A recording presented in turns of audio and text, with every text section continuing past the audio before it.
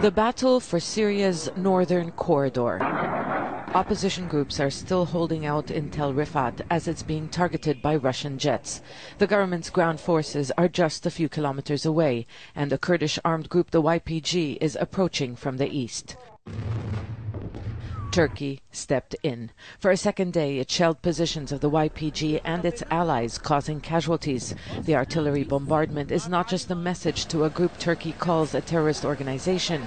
It's an attempt to force it to retreat from recently captured territories close to the border.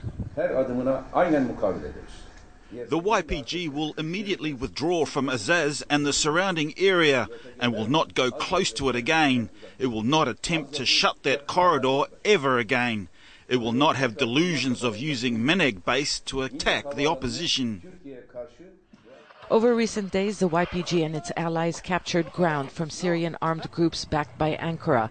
The Kurdish group is taking advantage of the Syrian government's push, backed up by Russian jets, against those same opposition groups across Aleppo province. The U.S., which is allied to the YPG in the fight against ISIL, has called on the Kurds to stop taking ground, but the group says it doesn't plan to retreat. We recently captured Menak Air Base and we are close to capturing Tel Rifat. Our aim is to reach ISIL-controlled territories. We want to fight this terrorist group. Turkey wants us to return to Afrin. This won't happen. We are advancing. We won't retreat.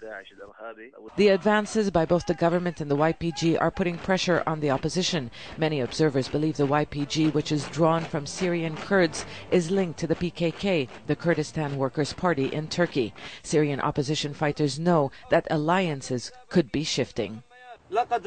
We are being stabbed in the back in the northern countryside by the PKK and its ally, Jaish al-Thawar. They took advantage of the fact that we were fighting on two fronts, against the regime and ISIL. A new front has been opened in an already complicated war.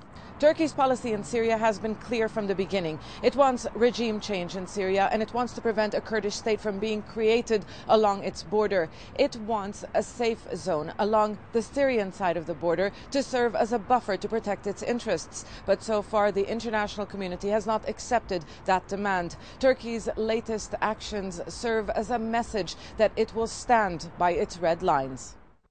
For the government, one of those lines is Azaz, a rebel-controlled town a few kilometers from the border.